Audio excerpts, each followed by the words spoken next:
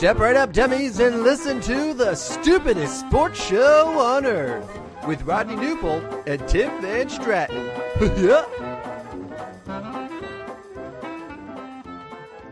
Well, hello, dummies, and welcome to episode 58 of the stupidest sports show on earth. My name, as you all know, is Tim Johnny Football Van Stratton. Alongside me this morning is Rodney Newpol from his well-lit alley. It's been a while since he had the luxurious living room, borderline mansion. Despite the successful Substack betting record, it seems like he has lost his once prestigious digs. Anyway, Rodney, good morning. How are you? Good morning. Happy Easter weekend to you and all the listeners out there. Good Friday today. The kids are off school, so I don't know. I think a couple of them are still sleeping, but it's about time to wake them up. It's 8 o'clock in the morning, so let's get going. Get going with a nice weekend. Pretty good weekend of sports, both in NBA and NHL playoffs getting started. Of course, MLB going on. So plenty to talk about today. And I wanted to welcome our first visitor to the show. Dan is here today. Yes. And he wants to congratulate you on your 6th straight fantasy hockey championship. How do you do it? How do you do it? I think every player that I draft each year comes in with the expectation of championship or bust. Yeah. It's not just about the numbers on the stat sheet. It's about your mental hunger, your mindset, your work ethic. And I think I just get my guys to buy in and year out. But yes, thank you, Dan. This is my 6th straight championship. It's my 7th championship in the last 8 years. It is an unprecedented fantasy sports dynasty that will go down in history as one of the greatest that we've ever seen. So thank you. I appreciate it. You build a championship culture there, and that's what it is. That's at this point, it's just hard to break that championship culture. That's impressive. I know you as a co-owner, co-general manager of a basketball NBA league over the last couple of years. You just have that winning culture. Yeah. So good. Yes, Rodney. Our Morton Mafia. We've this year was a little bit of a down year, admittedly. Yep. But before that, I think that we really established a culture, and I think a lot of people who play fantasy sports overlook that aspect of it. They're just like, oh, I'm just gonna draft people, and I'm just gonna put them in my lineup. No, you need to do a little bit more than that. You need to get those guys to understand that anything less than winning is not to be tolerated. And if you can get those guys to buy in, then the sky's the limit, really, regardless of who you have in your lineups.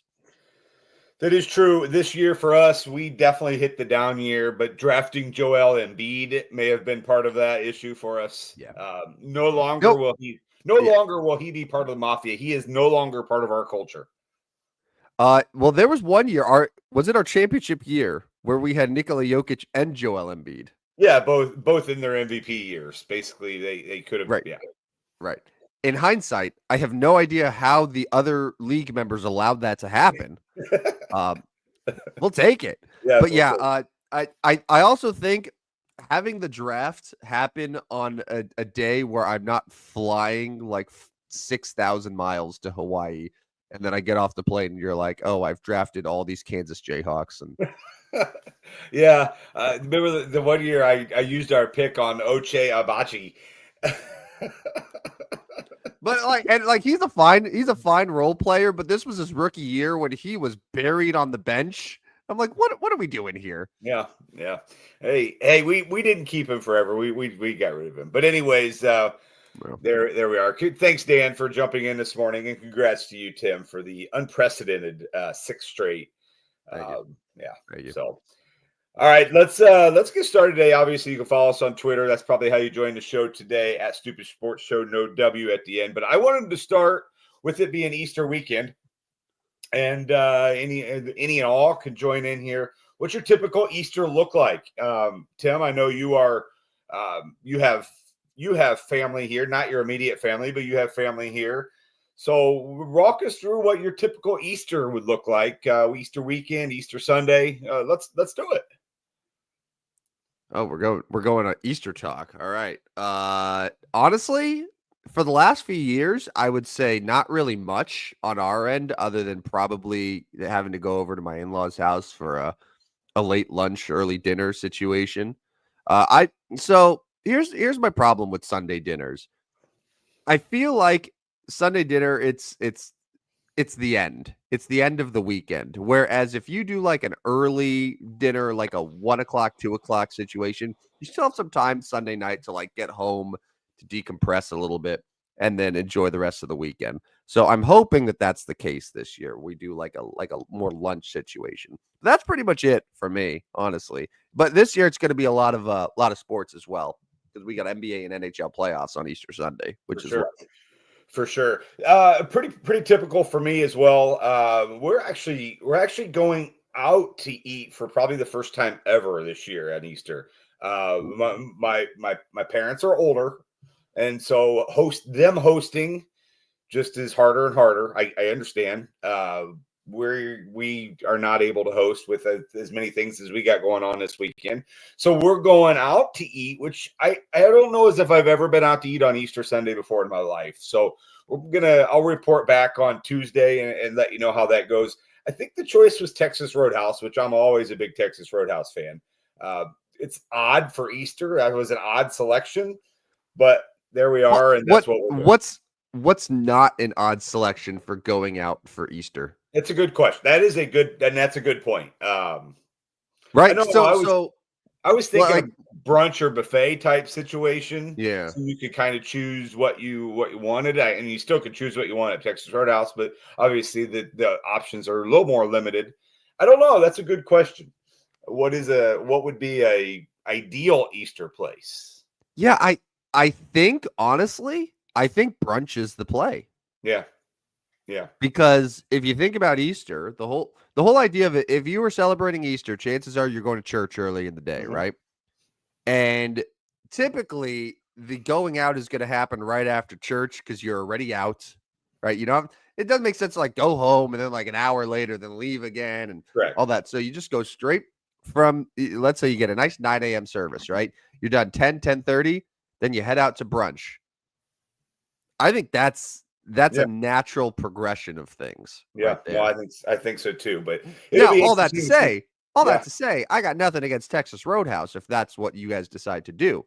It's a little unconventional, as you mentioned, but I think it'll be delicious if you could stomach, probably a hour wait time because at all hours of the day, the Texas Roadhouse in East Peoria is just filled to the brim with yeah. I hungry mean, customers. you It's can insane. literally drive by at 4 o'clock and there's cars like literally waiting outside the parking lot getting ready to pull in. But I think they've got the check in ahead, the online reservation check in ahead, so we shouldn't Yeah. have to sit there and wait an hour. We can, or one of us from the party can go, i.e., my little brother. He can go and wait that hour, and then we'll show up when it's time. But That that's that I feel like that's Randy's role a lot because I remember when we went to the Morton Washington game, everyone kept talking about how it was going to be filled to the brim and just packed, and it was. yes, But of course, you and I get there, and then who else but Randy has two additional seats available that yeah. he was holding on. And you just saying that right now makes me realize that probably has been his role for a long time in your family. Just Phil, just take care. Yeah, I mean, he's just taking care of it. He's taking care of it. He's gonna get us. He's gonna get our seats for us. So yeah, I mean, I do got to give the shout out to the little brother. He takes care of it, and there we Yeah. are. But I mean, I'm not sitting at Texas Roadhouse with my kids for an hour waiting for our seats. I'm not doing it. I'm not doing it. I'll go across the way to the taco place, and we'll have Easter lunch over there. But I'm not waiting an hour. So somebody's gonna. If somebody has to, he apparently Yeah. is the sacrificial lamb in that one. Yeah, but I mean, like you have enough bodies to be able to execute it. You have one person that's willing to do it. Like if it's just myself, my wife, and then my in-laws, like it doesn't make sense for one of the people to just go. Right. But like I feel like Randy is the perfect lone wolf to be able to send out because it's not going to send out anyone from your family, right? Nope. Like you're not just going to send Carly to go and just sit there at Texas Roadhouse to wait. You're not going to send your parents. Nope. So it's like, all right, Randy, go ahead. And I Go get think he him. knows that. He Yep. understands it, but it's a very valuable asset to have that person in your family that is just like it's just like single, just go. go sit, go hold down the fort. And then when you guys arrive, it's like, all right, perfect timing. The table's ready. It's ready. Let's go eat. Yeah. If I go to a restaurant these days, it's I want to walk in, I want to sit down, I want to eat, I want to leave. I don't need to be there any longer than that. Anyways, I let's move. Go yeah. ahead. No, I was just gonna say, I think I am now totally preconditioned to not just that, but anytime on the instances where I do, let's say, order something from a restaurant, I will only do it on the app. I will only Yep. call ahead. I will not tolerate the idea of going there and then waiting more. I will make sure that I walk in, instantly receive my food, and then leave. And it's the same at a sit down place. I'm calling ahead as easily as possible. I won't just go someplace cold without calling and then saying, all right, what's the wait time? I can't do it. I I like it. Yeah, I like it. All right, let's move on to a little sports talk since we are the stupidest sports show on earth after 12 minutes of others. So I wanted to get back to, if you date back to our MLB predictions where we picked the divisional winners, we picked playoff, and kind of wanted to give us a 3 to 4 week redo here. The one team we would like to redo our MLB predictions, whether it is positive or negative. We picked a team to win a division and they are not playing well, or we picked a team near the bottom of the division and they are playing really well and we're buying into that. Let's pick one team. I'll let you go first on this one. The one redo on your MLB predictions that you'd like to make. I think my obvious redo is being so high on the Atlanta Braves. I think the Atlanta Braves are still talented enough to where they can right the ship. However, 5-13 is a really, really, really dreadful start for a team that I said was going to win the National League. You know what this is like? This is just Cincinnati Bengals all over again, where a team starts so poorly and puts themselves in such a bad spot that no matter how the second half of the season goes, they're cooked. And I can see a situation where the Braves somehow turn things around, get themselves to 88 wins, but it doesn't matter because the Phillies are ahead of them. The Mets are ahead of them. I mean, my God, it looks like the NL West might actually have at least 3 playoff teams this year. Right. So I don't, it looks unlikely that the Braves are going to make the playoffs, let alone win the NL.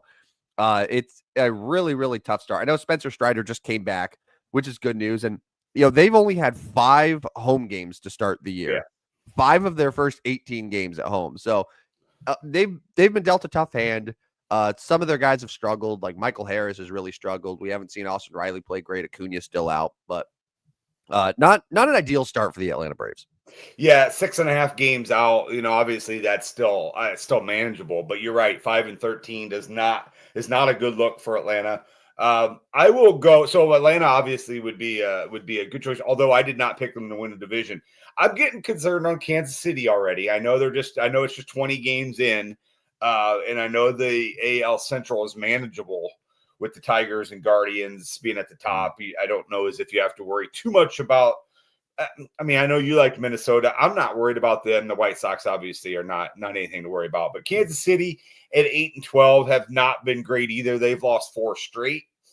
Getting a little concerned with them. They can't score runs. They're only scoring 3.1 run a game. That's not very good. They've got to be better offensively. They're not hitting home runs. I think they're dead last in home runs. So Kansas City would be mine. I was looking through. I mean, I think I can ask you, are you concerned on Houston? I know you were high on Houston at 8-10, last place in the AL West. That's not a big concern to you yet? I don't know how high I was on Houston. I liked Texas more. And Texas is sitting 12-7 first place right now. Texas was my pick to go to the World Series in the American League. No, because I feel like Houston started really slow last year as well. Yeah. If you remember, they were under 500 after the first month, and it took them a little while. And then middle of the year, they really got going. And right now their run differential is -4. Yeah.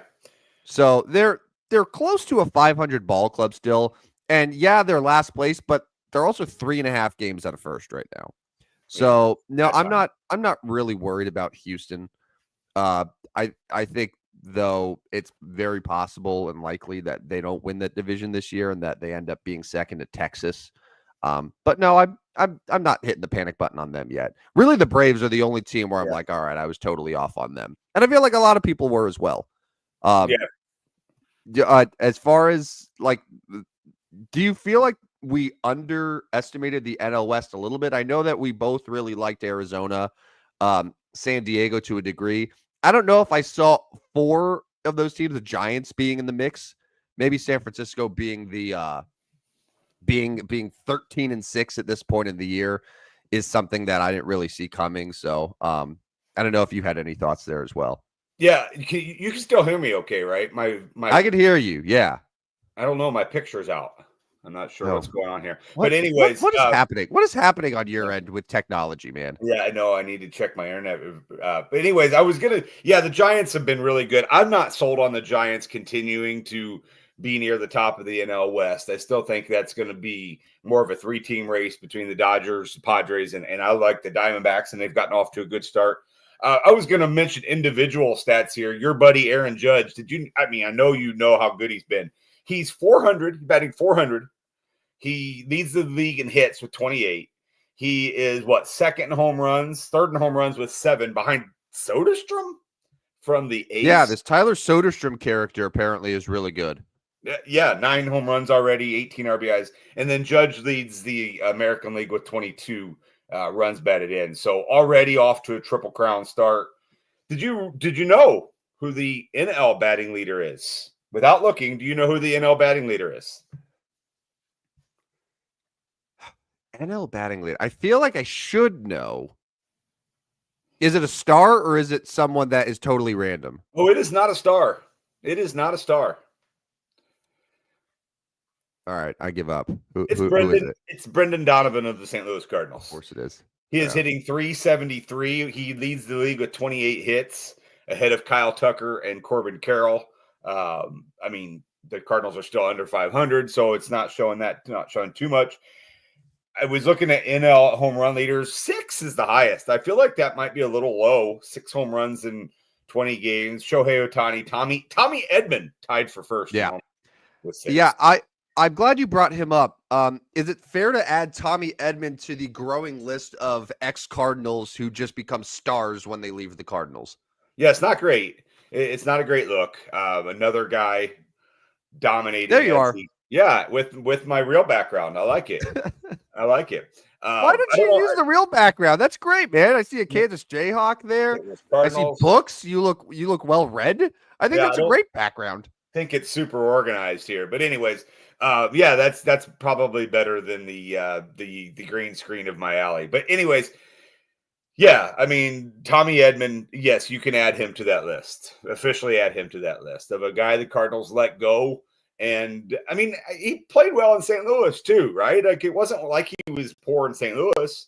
It was just a situation of he was injured. They were looking to kind of add different pieces and kind of go a different direction. Tommy was the culprit there, and not great. Not a great move by the Cardinals. No. I will say, so the NL MVP race right now, Shohei Ohtani's still the favorite. And, you know, obviously he's going to do Shohei things. Kyle Tucker's having an awesome start right now with the Cubs.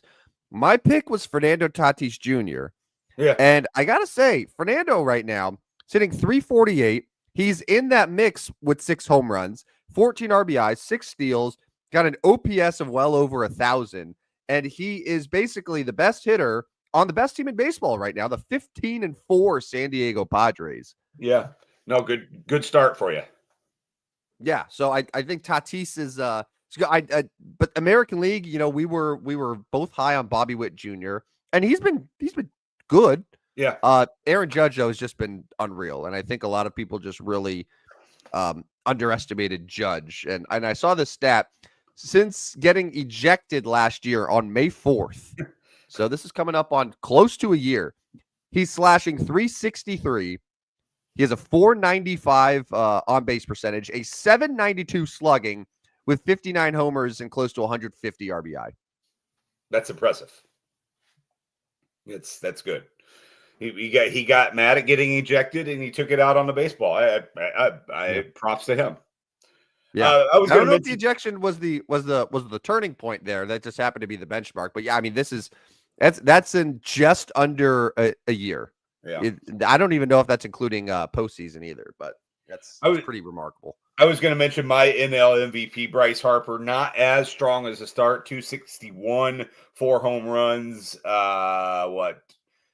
just 18 hits so far in 19 games. So a slow start for Bryce, although his Phillies have played fairly well. They are 11-8 competing at the top of the NL East. So still time for Bryce. He hasn't dug a hole too deep yet, but not the Shohei Ohtani, not the Fernando Tatis numbers that you have so far. So not terrible. But one more mention of baseball before we move to the NBA playoffs. I believe you were high on Hunter Green, correct?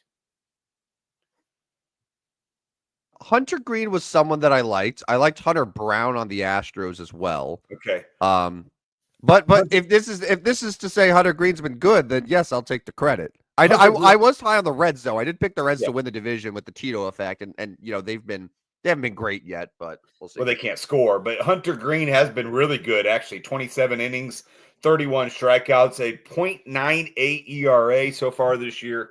2-1 in 4 starts. So that is a guy that's emerging as, just early Cy Young talk. Obviously too early to have any idea who's going to win that. Of course, Yamamoto's got a low ERA already. So just some tidbits here and kind of looking back at our predictions. I think we can unanimously both say the Braves and then the concern on the Kansas City Royals. Royals I'm not concerned about. Okay. I'm not concerned about the Royals just because of the division. And I think Bobby Witt is going to get really hot here and things are going to be fine. But yeah, I think the Braves have put themselves in a hole that might be too big to get out of already. And it's April 18th, which is insane. It is insane. But yeah, let's talk some NBA. Let's do some predictions. First of all, you excited about the 2 playing games tonight? I am not. I am not. Although I do think Dallas has a little mojo going that they can and might beat Memphis. They played pretty well against Sacramento. We'll take that for what it's worth, being a play-in game. I still like Miami on the other side. I know they don't have Jimmy Butler, but more of the veteran. They have the veteran feel, at least. Some guys that have been there, done that. The veteran coaching staff that I'm going to take. So I'll take Miami in game 1, and I'll take Dallas on the road in game 2 to beat the Grizzlies. Although I was high on the Grizzlies this year, it's kind of fallen apart on them. Ja's questionable for tonight. But I will take Miami and I'll take Dallas tonight. Zach Edey trying to guard Anthony Davis is going to just be painful. Yeah, not great. Not a great opportunity there. And you've seen this. We've seen this when Anthony Davis wants to and is motivated and is healthy. He's tough to stop. He's good. He's very good. He's still such an excellent player, and that was one of the things that I was really kind of not upset, but just like bummed out about when that trade happened. And obviously, like the Lakers pulling that trade off was remarkable, but like people were treating Anthony Davis like some scrub. Yeah. Where Anthony Davis before that trade was unanimously a top 10 player in the NBA. Like based on what he was doing this year. He's still an excellent player. And like when he's healthy, he's dominant. I think he has a great matchup tonight. Grizzlies are a 6.5 point favorite, and there's a lot of value on Dallas there. I'm kind of with you. And Atlanta's a 1.5 point favorite. Trae Young is healthy. He got ejected in the first game against Orlando. But like Miami is just one of those teams where Tyler Hero having 38 points. I think that he could have another big game. Bam's still a really good player. And they just have like 10 guys who could just come in and out of the rotation that can just like fill different roles. They're not the Jimmy Butler Heat from a couple years ago, but like that's a team that I think should be able to beat Atlanta. Yeah. I think so too. I don't know. I mean, Atlanta, I feel like we were in this spot with Atlanta every year. Like they're in the play-in game. We wonder how they're gonna play, and then they just don't play very well in these playoff games or playing games. So, I'll take Miami and Dallas. But let's look at the first round matchups that actually start tomorrow. So here's what we'll do. We'll just go. So remind me again. First round of NBA is back to 7 games, right?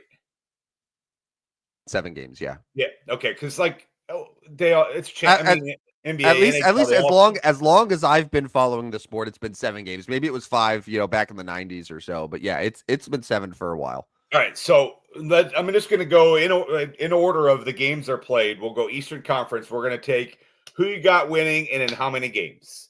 All Let's right, do it. you're going to go first. Bucks at Pacers. Bucks at Pacers. What's your prediction? Damian Lillard potentially being available at some point in the series does change some things. I don't think he's going to be ready game 1. Giannis is going to be the best player on the floor, but I think Indiana is the best team. I think this is going to be a longer series, and I'm going to take the Pacers to win this in 7 games. Yeah, I mean Lillard coming back is a big difference. I will take the best player on the floor in a series, and I'm going to take Milwaukee at 6. Okay. I don't trust the Pacers defensively. Not that I really think Milwaukee's all that great defensively either, but I like Giannis, and if he has his co-partner and Dame, they've got probably the 2 best players on the floor. Now, how healthy is he going to be? How effective will he be? I'm not sure. I think Milwaukee's a little more motivated than they've been maybe past postseasons because they have had some failures. I'll take Milwaukee at 6.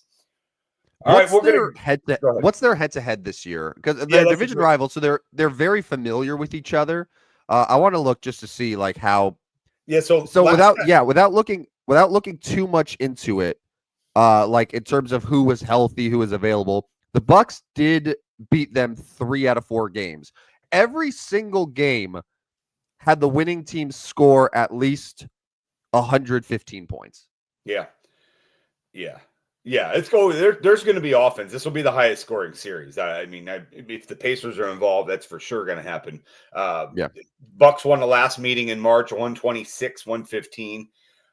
So yeah, you're going to have to score a 115 plus in every game. And I think Giannis, especially if Dame's back, I think the Bucks can score. And I like them I like them in 6. 6 means they win this one at home, and then they get an opportunity at probably the top seed from there. So I've got the Bucks in 6.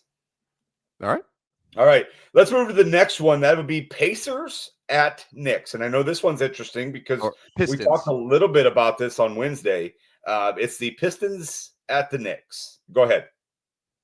Oh, yeah. No, the Knicks should win this series, but the Pistons do a couple things really well. Obviously, Cade Cunningham's a really good player, but the Pistons kind of have a little bit of that bully mentality to them where they play tough. And I think that's a huge reason why they took such a big step this year. And I think they can get physical with some of the guys on the Knicks. Like Karl Anthony Towns, no one is going to say that cat is a bully, right? So you got guys like Isaiah Stewart who can be physical, who can put a body out there. So I think this is a series that the Knicks win, but Detroit makes them really work for it. And you know what? I'll give the Pistons 2 wins here. I think I will. I think I will give them a couple wins. And maybe Jalen Brunson has an off shooting night. We've seen him go cold randomly. So I'll take the Knicks in 6. I'll give the Pistons a little bit of respect here. Okay, I'm only going to give them 1. I'll take the Knicks in 5. Maybe disrespecting Detroit a little too much here. I think the lights might be too bright at the Garden in these first 2 for Detroit. Not being playoff ready quite yet. We see this a lot where it's your first time into playoffs. You're just not quite ready. And then, I think they can get one in Detroit, but then the Knicks grab the other one and come back home to the Garden and win this one in 5, which would put them a very possible epic second round matchup that we can get to here in just a minute. But I will take the Knicks in 5. All right. Let's go to the other one. So moving to Sunday, it's the 2:30 matchup. Magic Celtics starting in Boston. That's the 7-seeded Orlando, 2nd-seeded Boston. I'll start this one. I will take Boston in 5 here. Orlando finds a way to get one, maybe back in Orlando in game 3, maybe even 4, maybe avoid the sweep. I mean, we talk a lot of Orlando. I like Paulo. I like that team. It's a young team. Boston's going to miss some shots here and there. I don't know as if I see them getting 2 wins. I definitely think they can get 1. I'll take Boston in 5 in this series, and moving on to take on the Knicks. So I got Boston in 5. I'm with you on that one. I'll take Boston in 5. I kind of alluded to it on Wednesday. This is going to be one of those series where if you just look at the series score, you're going to be like, all right, Celtics took care of business. But I think that we're going to have a couple Boston wins that they get by the skin of their ass. It's Orlando is going to have to make them work. Maybe Boston doesn't shoot the ball particularly well. I think that this is a series that could be very reminiscent of the Eastern Conference Final last year against Indiana. It was a clean sweep for Boston, but 2 of those games went to overtime. Like Indiana had a chance in more of those games than people were expecting. And I think Orlando could make things interesting. But overall, yeah, Boston in 5. All right, so then the last one we'll go to. So we both are picking Miami tonight. So we'll go out there and say Miami at Cleveland on Sunday for first round matchup. I'm going to go Cleveland in 5 here. Again, I think Miami, because they've got some veterans, they've got a nice coaching staff that kind of has been around the playoffs a little bit. They find a way to win 1, but no more than that. I'll take Cleveland in 5 over Miami. If it's the Hawks, I'm taking Cleveland in a sweep.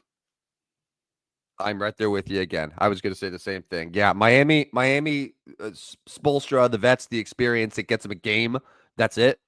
And I wouldn't be surprised if it's like the classic Miami Heat game 1 upset, and Cleveland is like, oh, shit, okay, we need to dial things up. And then they just run them off the floor for the next 4 games, similar to the NBA Finals with Denver. But yeah, if it's Atlanta, it's a sweep, and it's not particularly close. Moving to the West, the first game on Saturday in the West is a 2:30 game. It's the Clippers and the Nuggets. A really good series here. I know one that you're interested in and have several thoughts on. I'll let you start on this one. Clippers Nuggets 7-game series starting Saturday. Thoughts on this one? This is the one series where I feel like I don't have a clear winner in my head. The Clippers have been playing such good basketball for the last few weeks.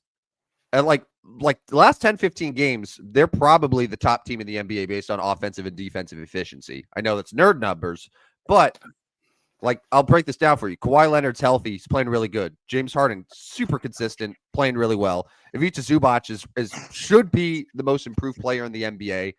He's been great. They got a good bench. They got a good coach. You look at the other side, though, with Denver, just fired Mike Malone.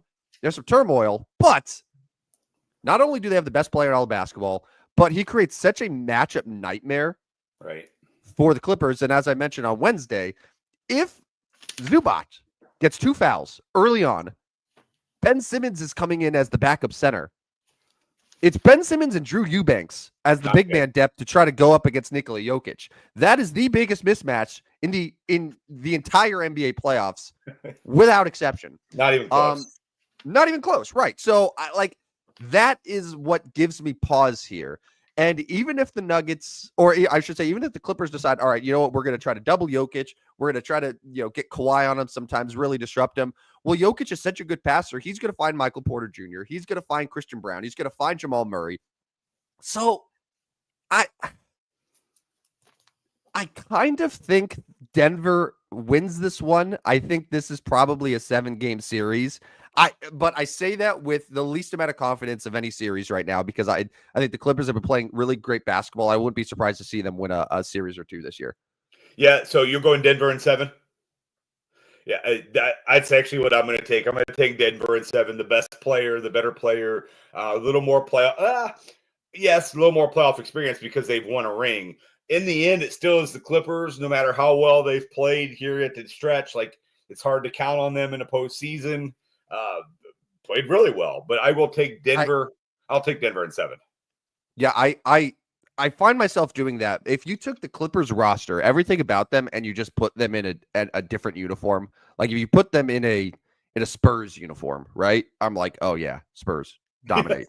But like, it's the Clippers. It's the Clippers, and I've just until I see it happen, I can't just predict it. Right. I don't No, know. I like it. I like it. No. All right, let's move to. I'll start on this one. This is a little more near and dear to your heart. It's Minnesota at the Lakers. That'll be Saturday night in game one of the series. I think this is going to be a tremendous series. I think Minnesota's obviously they're well coached. They've got Anthony Edwards, who is very tough to stop. They have some playoff experience from last year. But in the end, I'm going to take the Lakers in 7 here. I do think this series can go the distance. Obviously, LeBron, Luka, the better combination there. It'd be interesting to see how that works in the playoffs. Those two combining together. But I will take the Los Angeles Lakers in 7. Before you start, Dan says Timberwolves in 5. Timberwolves in 5. That's not exactly what he said. Read the whole thing. Yeah, he might be trolling you though. He might be trolling you. Go ahead. No. I want Dan smoke. I want all of it. The Timberwolves are a team that for the last couple of years I've really, really liked. I've loved how they've built. Anthony Edwards is a stud. He's a star, and he does create significant matchup problems for the Lakers. The downside of having Luka Doncic and LeBron James and Austin Reeves, the way that they've built this team is that the Lakers aren't a tremendous defensive team. No. The defense has shown some significant improvements at times, and I think it's been better than people expected when the Luka trade initially happened, but they're not a elite defensive team. And I think Anthony Edwards is going to have a big series. That said, Luka Doncic is the best player in this series still. And we've seen it, consistently. He's figured things out. He's gotten back to his normal self. LeBron's LeBron. Austin Reeves is a much better player than the one that we've seen the last couple years. And he's a legitimate number 3 option on that team. They're healthy. I think JJ Redick is a much better coach than Darvin Ham was the last couple of years. Minnesota not having Karl Anthony Towns as that scoring threat down low. I give Minnesota a lot of credit. I think this is going to be a great series. I'll take the Lakers in 6 games. And I think that it's just the best player ultimately prevails here, and that's going to be Luka Doncic in LA. By the way, it was trade for Luka, Big Bazooka, Paul LaDuca, T-Wolves in 5. That was the comment. That's a Shannon Sharp bit? Yeah, that's like the Shannon Sharp Lakers in 5. Yeah. All right. Let's go to Sunday. Paul LaDuca, by the way, this is very very off topic here, but like when I was little and we first moved to Southern California, I actually did go to quite a few Dodger games. This was right in the Paul LaDuca, Eric Karros, Sean Green, Mark Grudzielanek era of Dodgers baseball. That Dodgers team is a lot more likable than the one that they have on the field now. But anyway, I digress. Yeah. 8:30 tomorrow night is Sunday night, Warriors Rockets. We talked a little bit about this one. I put the Rockets on upset alert and then found out that they weren't actually even the favorite. I'm going to take Golden State in 6 here. I like the veteran presence of Golden State over Houston. I think Houston and Detroit might be the 2 teams I'm just not quite buying into enough. Maybe those will be the 2 teams that surprise me. But I'm going to take the Steph Curry. I'm going to take Golden State. So I got Golden State in 6 here. It sucks because I really want to take Houston because Golden State was not impressive against Memphis. It took everything out of Steph Curry and Jimmy Butler just to win that game. Houston is obviously much fresher. I think that they're deeper. I do think that they're a good team. It's one of those things, again, it goes back to experience. And there is a significant value in having that playoff experience. And don't get me wrong, like Houston having a guy like Fred VanVleet, who's part of an NBA champion, that matters. That's important. Yeah. And that's why they got him. And like Dylan Brooks has had his fair share of playoff experience at this point too. But it's nothing compared to Jimmy Butler and Steph Curry. So this feels like a 7 games. Both teams, like Houston's going to have a couple wins where they just run Golden State off the floor, where the Warriors figure out real early on they don't have it, and it's going to be like a 35-point blowout, right? But Golden State's also going to have those games where Steph eats up, Jimmy Butler gets to the line, he hits big shots. It's going to be a fun series, and it's going to go 7. I'm just going to give it to the Warriors, though, and then at the end, you're going to get a Warriors team that goes a full 7, they're gassed, and then they get crushed in the second round. Yeah, that's kind of how I see things playing out for them. All right, last one would be Oklahoma City, and we're going to take them against Dallas. For me, if it's Oklahoma City, Dallas, I do think Anthony Davis and company can win one. I'm going to take the Thunder in 5, though. I don't think Dallas can win more than one. Oklahoma City, Dallas for you. Which one are you doing there? Yeah, I'll say that regardless of whether it's Dallas or Memphis, I think OKC in 5. Yeah, I could get with you on that one. Which means we have, unless Atlanta wins tonight, we have no sweeps coming in the first round. Neither one of us are predicting any sweeps for round 1, unless Atlanta finds a way to win the play-in game. Then both of us are going sweep. Yeah, for Cleveland over Atlanta. All right, so that kind of wraps up NBA. I do want to get to NHL, and I know we don't have as much time. So, Dan, if you're still on the line, you need to join us in this one. Jump in the comments because, let's be honest, although Tim is a 6-time fantasy champion, Dan, you're our hockey guy here. All right, so go into the NHL playoffs. It starts tomorrow. There's 2 games tomorrow. There's 3 series start on Sunday, and so that would mean the last 3 would start on Monday. First one up tomorrow is Stars Blues. Blues Jets. My St. Louis Blues have made the playoffs. Congratulations to my St. Louis Blues on making the playoffs. The Jets are the best team in hockey. Can the Blues make any type of threat to the Jets? First of all, let's start with you. Blues Jets 7-game series. Your first round prediction is? I feel like you should have started this one, considering it's your St. Louis Blues. You've been a lot more plugged in with them, and the second half of the season, the Blues have been great.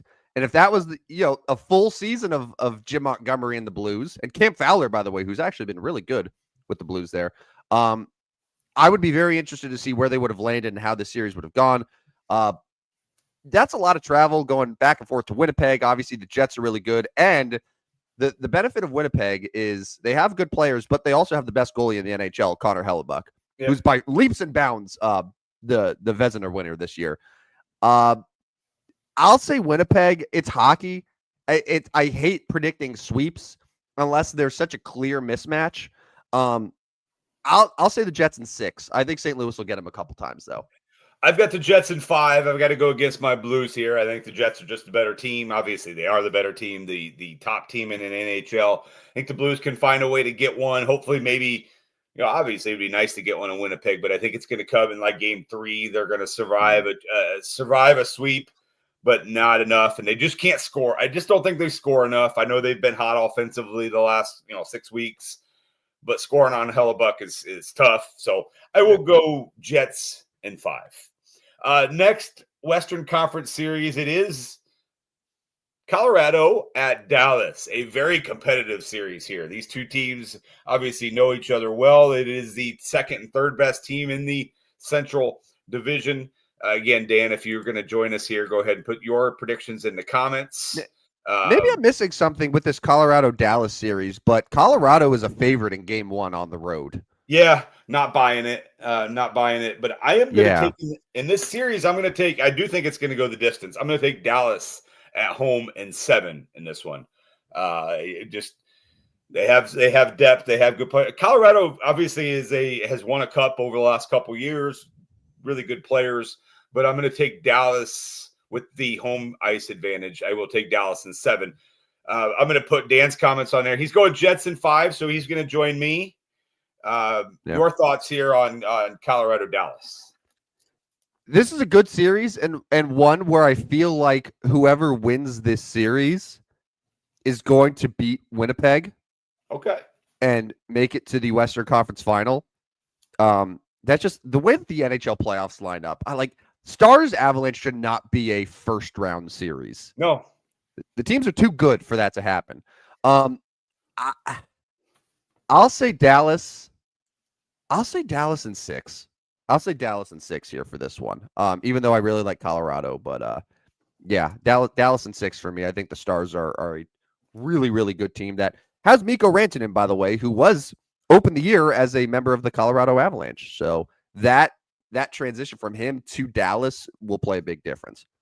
Yeah, Dallas did struggle down the stretch. As Dan Well. said, they lost 7 straight to finish regulation. Robertson is hurt. Yeah, no, they're heading in opposite directions. Those are good points, Dan. I'll counter with this. Stanley Cup playoffs. Yeah, for sure. Like weird shit happens, man. Weird shit happens. So I think maybe that's what I'm thinking, but and that's a good point. But I'll take Dallas still. I got to stick to my guns. All right, bet over to Sunday. It's the Wild and the Golden Knights. Wild and Golden Knights. I'm going to go Vegas in 6 in this one. Wild, like my Blues, kind of scratched and clawed to get into playoffs late. I feel like the Wild, and Dan may be able to help me with this one, have been pretty inconsistent, wildly inconsistent. I think Vegas is the better team. I'm going to go Vegas in 6 in this series. Your thoughts on Wild and Vegas? Only because Dan made me look foolish on my own show. I'm going to take Vegas in 4. Sweeper-Rooney. I think he made us both look foolish because we both took Dallas. But I'm still thinking Dallas. He can say 7 straight losses. He can say Roberson's hurt. He can say Landeskog's coming back. Yeah. He forgets this is the stupidest sports show on earth. Yeah. We have to stay on brand here. We do not have to have reasons for our predictions. No. I will go with the Knights in 6. You're going Knights in a sweep. Dan's going to go with the Knights in 5. Vegas in 5. Okay, listen. All right, listen. If passionate diehard Minnesota Wild fan Dan says that the Wild are going to lose in 5 games, me saying they're going to lose in 4 games is not crazy. It's not crazy. No, it's not crazy. All right, let's move to the last Western Conference game. Not till Monday night at 9:00. It's the Oilers. It's the Kings starting in L.A. I know L.A. gets home ice advantage, but I'm going to take the Oilers. Yeah, played well in the postseason last year. I'm going to take the Oilers. And in fact, I'm going to take the Oilers in 5 games. I don't think this series goes all that competitive. I think L.A. goes out in a whimper. I will take the Edmonton Oilers in 5 games. Yeah, Oilers have owned the Kings. They play every single year in the playoffs. The Oilers have beaten them every single time. I think that continues. The home ice advantage, I think, helps LA a little bit, but I'm kind of with you. I am willing to say the Oilers win this also in 5 games. Yeah, they may split the home first 2, but I think they win both in Edmonton and then come back and finish it in 7. Dan's going to go with the Kings in 7. In 7. So his Western Conference semifinals is Jets, Dallas, Vegas, Kings. Ours is the same.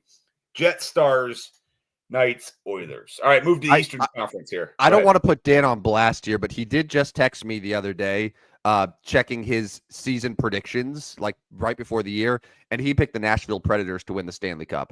So let's take Hockey Guy Dan's playoff picks here with a little bit of grain of salt. I say this after he gave me praise for a fantasy hockey championship at the beginning of the show. Yeah. I'm sorry, Dan's one of my very good friends, but I just had to throw that out there. Sounds like somebody picked the Bengals to win the Super Bowl too. So, and I'm going to do it again. Yeah, I know you are. I'm already going to lock them in. They're know what they are? They're my Chargers. Like it's you had a weird obsession with the Chargers for 5 straight years of thinking that they were going to go on some run. I don't know if they made the playoffs once when you pick them every year. The Bengals are my Chargers. All right, moving to the Eastern Conference for Sunday 2:00 game. Devils at Hurricanes. I think Carolina is really good. I'm actually taking a sweep here. I'm going to take Carolina in 4. I don't think the Devils win one. I'm going to take Carolina in 4 in the first Eastern Conference matchup. I know far less about the Eastern Conference than I do the Western Conference, but I like this one. Carolina in 4. Carolina is the biggest Game 1 favorite. I'm just looking at ESPN Bet here. They're minus 200 in Game 1, more than Winnipeg is, more than Washington is against Montreal. Yeah, Carolina should win this series. New Jersey not having Jack Hughes, their best player, it's going to be an uphill battle for them. Jacob Markstrom is a good goalie. He hasn't been particularly great for them this year. I'll take the Hurricanes, and I'll say 5. I'll say 5 games for Carolina, but yeah, I think that they should handle business here. Carolina, or Dan's going to agree with me. He's going Carolina in 4. All right, moving to the other one on Sunday. It is the Senators at Maple Leafs. That's a fun one, man. It is a fun one. I do think Toronto is much better, but it is Toronto. It is Toronto in the playoffs. They lose a couple. I'll go Maple Leafs in 6. Toronto does survive, but they go Maple Leafs in 6 in this one. Your thoughts on this one? I'll go Leafs in 5. It's Ottawa's very new to the postseason. They have a really good collection of players. Obviously, they upgraded their goaltending with Linus Ullmark. I'll take the Maple Leafs here in 5, and but you know, Ottawa putting him on upset alert, I think would be a lot of fun. Yeah, no, it would be. It definitely would be. See Ottawa compete, see Toronto potentially blow another postseason series. Dan says Leafs in 7 would be hilarious just to make Toronto fans sweat, but he's going to go Toronto in 5. So he's going to agree with you on that one. All right, moving to Monday, we got what? We just have one more series left. We should have 2 more. No, we have 2. So we have they don't start till Canadians. Yeah, but they don't start till the Panthers Lightning don't start till Tuesday. Wow. Yes, that's bizarre. It is bizarre. And like I know St. Louis, when they host next week, when they host games 3 and 4, they've got concerts set on Friday, Saturday, so they can't host until Thursday, Sunday. So here we are. That's why the NHL first round playoffs literally take 2 weeks. But we'll go Canadians Capitals here. Capitals find a way to lose 1, but that's it. I'll go Capitals in 5. Washington wins this series in 5 games. This will be another sweep. Okay. This will be the Washington Capitals winning this series in 4 games. Thanks for coming out, Montreal. Caps in 4 for you. We'll await Dan's prediction on the Capitals series here. So, by the way, while that's coming in, so what is your? I mean, obviously, Jets Blues is the one that you're most interested in, but best overall series. What do you think? Yeah, so that's funny you say that because I think it could be this next one. I think it could be Panthers Lightning. Caps in 4 for Dan. Let's go ahead and move to Panthers Lightning then.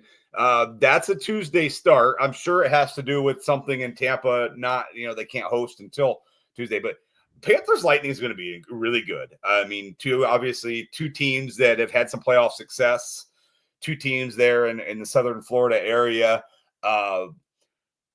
Tampa gets the home ice advantage with game 1 hosting, but I think Florida's the better team. I still think Florida's the better team. I will go 7 games here, and the Panthers find a way to win game 7 in Tampa, which will be a great game. I'll go Panthers in 7, and that is my favorite non-St. Louis Blues series. I'll go Panthers in 7. Yeah, the Panthers have all hands on deck. Matthew Tkachuk is back. Gets to play with Brad Marchand. Brad Marchand in a postseason series. Obviously Brad Marchand has a lot of postseason experience, so add him to the list of guys in Florida. The Panthers have really exercised their demons against Tampa Bay the last couple of years, including last year. I think they swept them, or it might have been 5 games, but easily handled them. I'll take the Panthers in 6 to get past the Tampa Bay Lightning. So a little bit scary. You and I have the same 8 teams moving on to the second round. We have the Jets, Stars, Knights, Oilers, Carolina, Toronto, Capitals, and Panthers. Dan's a little bit different. He's got the Jets, Stars, Vegas, Kings, Carolina, Toronto, Capitals, and Lightning. He's got 2 different there. We'll see how it plays out over the next 2 weeks. We'll recap this as it goes, but I've got them all written down. We're not going to be able to hide from these. It's on the interwebs. It's there. You can go back and listen to episode 58 and find our predictions for NBA and NHL. It's there. It's on the web. It never goes away. So there we are. Thanks, Dan, for joining us in the prediction series. Once we get to round 2, we'll do it again. We'll do round 2 predictions. We'll do Eastern and Western Conference predictions, and we'll do Stanley Cup predictions and NBA Finals predictions. All right, we are up against the clock. 5 minutes left here. Let's go our Mount Rushmores of 58. I'll be honest, Tim, I have zero idea who wore 58. I have no idea. Yeah. I have no idea. Yep. Not a single person came to mind when I thought about this number earlier. Upon some research here, the best MLB player in terms of career WAR who's worn the number long enough, like Bob Gibson had it for a year, right? But we're not going to count Bob Gibson as the best 58 of all time. Luis Castillo, the current starting pitcher, Cincinnati Reds and now Seattle Mariners, is number 1 on the list of career WAR amongst players to wear 58. Right behind him is Jonathan Papelbon. And then behind him is something called a Doug Fister. I mean, obviously, we remember Doug Fister,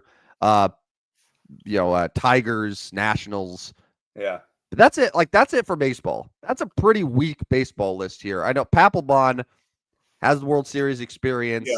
Yeah. Did get in a fight with Bryce Harper in Washington in the dugout. That's how I remember him. Yeah. On the surface, I'm hoping that we don't have to put those guys on there, but I think football, we're going to have much better luck here just by looking at the preliminary list. Yeah, I mean, this is the start of a plaque, Mount Rushmore. But yes, let's go ahead and move to NFL. Who do you find in the NFL that did us can be part of this? Let's see here. So Lambert? NFL, I have Jack Lambert. Hall of Famer, Pittsburgh Steeler. I think Jack Lambert is a good consideration. Derek Thomas, longtime linebacker for the Kansas City Chiefs. Von Miller was number 58 as well. You also have Wilbur Marshall, Thomas Davis, Carl Banks. So 58, no surprise, good linebacker group.